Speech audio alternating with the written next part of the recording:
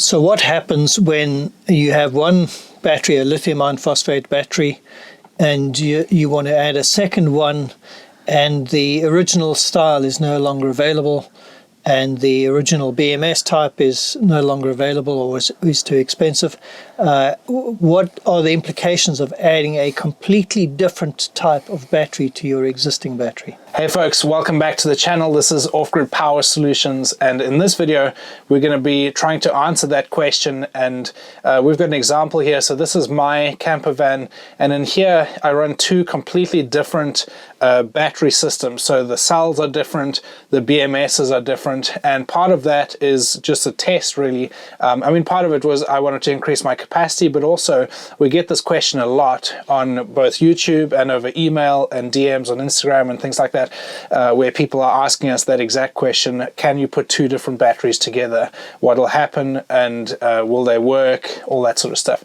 So I'm going to be showing you quickly the setup that I have in here, and we'll talk through it in a little bit more detail as we actually run a test, and you can see in the BMS apps what that actually looks like and how it performs. So let's have a look. Okay, so here is the electrical system. So everything arranged here with fuses and things like that. So I've split it out into two different lines. So the top one is the charge, the bottom one is the discharge. And the batteries that I have, so these are Winston battery cells, and on them I have a 123 electric BMS. So I believe that is made in the Netherlands. It's a European company that makes that BMS. It's a fairly complex BMS to install because you have all of those circuit boards. You have to be very careful that you don't short things. You have to do you have to solder pieces of wire onto different points on the circuitry. You have to connect pieces of wire into the BMS modules and various things like that. So would I recommend it? Probably not, because it is definitely not for beginners. And as it was when I installed it, I landed up frying one of the circuit boards and I had to buy a new one, etc. So it performs fairly well, works pretty well, has a lot of limitations. One of the biggest limitations is actually the amperage you can draw. So I believe it's limited to 100 amps, maybe 120 amps. I can't remember exactly, but somewhere around there. So realistically, for somebody that's a heavy user of a battery, it's probably not the best option. It's also very expensive compared to the likes of JK or Dali. But for this video, it'll be a good example to show what you can do. So the idea, let's just say this uses relays. So these boards actually drive. I think these are the relays, aren't they? Down here. Correct. Yeah. So it does not have a MOSFET like the Dalis and JK and JBD and that sort of stuff. It uses these external relays, which are not directional. So these relays don't allow current flow one direction only. They allow flow in both directions. So that is a very, very important factor to consider. This is why these two systems are so different. So back over to you. Yep.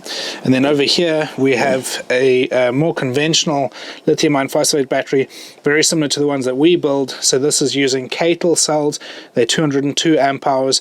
I should actually mention that those cells there are 200 amp hours. So these are Catel 202 amp hour cells with a Dali 200 amp smart BMS. So fairly stock standard, very similar to the batteries we build, and this was sort of one of the original prototypes that we built in our original testing type thing. So very reliable battery, but as my dad mentioned, very different systems in the sense that this is a BMS that's driven from a relay, and this is a BMS that's driven from MOSFETs. So we would obviously expect the performance to be slightly different.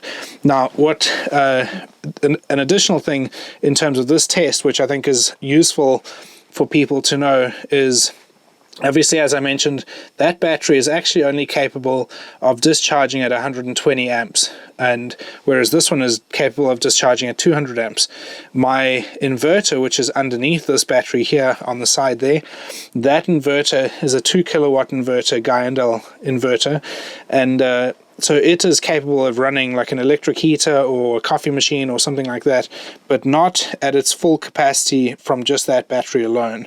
It would need both batteries or just this battery to be able to run. So what we're going to do is we are going to run a fairly high draw or discharge. We're going to run an electric heater on the inverter and just see how these two interact and what the discharge looks like in the daily in the apps, in the BMS apps, based on what we're drawing. Okay, so we've got this electric fan heater here, which we are going to turn on in a second. I'm just going to leave it on the floor. And both my dad and I have the apps for the different BMSs. So I have the 123 Smart BMS app open. My dad has the daily app open. They're both reading very similar voltages, which is to be expected because obviously the batteries are connected in parallel, so you'd expect them to balance out in that regard. Interestingly, the Smart BMS, the 123 Smart BMS, reads the battery as being just below 80% state of charge, so it's 13.2 volts. And that's just based on its own calculations of how it calculates the percentage based on the settings that are in the app. Whereas the daily BMS, as we can see there, is reading very similar voltage, so 13.3 as opposed to 13.2, and it says that the battery is pretty much fully charged at 99%. So interesting how they just interpret the state of charge slightly differently like that. Obviously we know that the daily state of charge indicator on the app is not 100% accurate.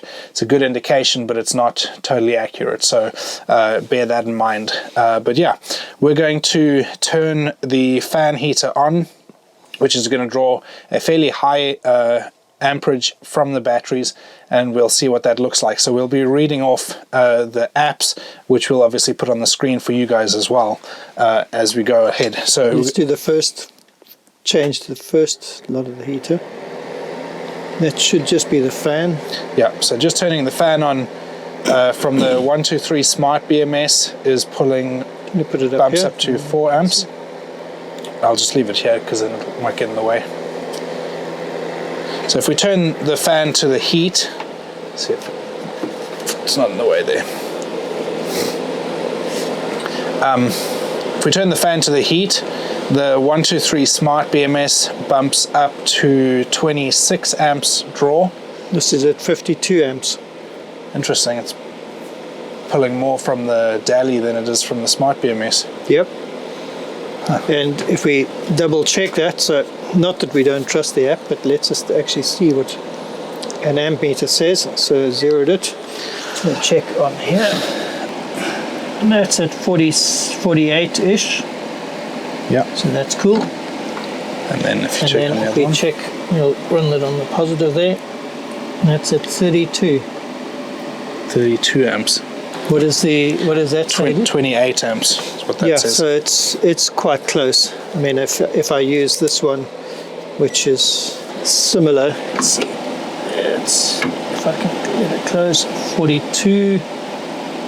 Yeah, it's pretty much exactly what the other one said. Yeah, and 35. 35, yeah. And let's bump this up to the next slot. So that's the fan heater at its full capacity. The 123 Smart BMS is reading 68 amps. And this is reading 100 amps. So the daily delivers more. That's interesting that it's not even, split even over the two of them. Yeah. But of course, if we were now to disconnect the daily, it would overload the capacity of the 123.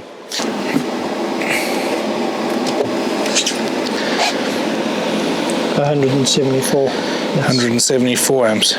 Yeah. Okay, so that's what the inverter is pulling. And so if we were to add them up, 65 plus, what's yours on? 104. 104. So 170. So yeah, pretty much. Yeah. When you add the two together, that would be correct. So fairly interesting and fairly short answer is yes, you can combine them. However, there are some caveats that you would have to bear in mind depending on what the batteries are. So in this instance, as we mentioned, it's the 123 Smart BMS and the daily Smart BMS.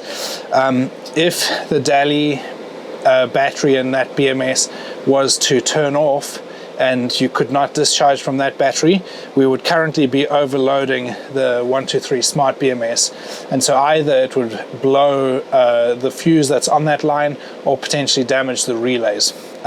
So that's something to bear in mind, is that if you have a battery that has a lower capacity than you would actually be pulling from the battery, there is that risk that you may overload the battery and the BMS. So that's the first thing to bear in mind. And in this instance, the other thing as well is that the DALI BMS is a little bit safer in the sense that it uses a different MOSFET for the charge and the discharge, and they're directional, whereas the 123 smart BMS uses a relay and it's bidirectional. It doesn't actually matter which way it goes. It'll charge and discharge on the charge and discharge relay. We wouldn't recommend anybody else implement a complex solution like this, because if things go wrong, then they go wrong. You're better off sticking with two BMSs of, two identical batteries, than having such radically different technologies and approaches. 100%. Yeah, I mean, in this case it was for a test, so it's a little bit different. But yeah, totally, I wouldn't have a BMS that relies on relays and another one that relies on MOSFETs. I would get two batteries, so two BMSs that work along the same lines. If, let's say, you bought a DALI BMS and then in the future wanted to go for a JK BMS, marrying those two up would probably be fine, because they are fairly similar in terms of how they work. Obviously they're different, but in terms of the nuts and bolts of how that BMS actually works, pretty similar in comparison to what I have now for this experiment, which is obviously very different. So there we go. We'll be doing more tests similar to this, using different BMSs as examples. So hopefully it's helpful and useful for you. And this is a real world test, because this is what I actually run in my van for a long-term test, just to see how they perform. So yeah, thanks for watching, folks, and we'll see you in the next video. Cheers.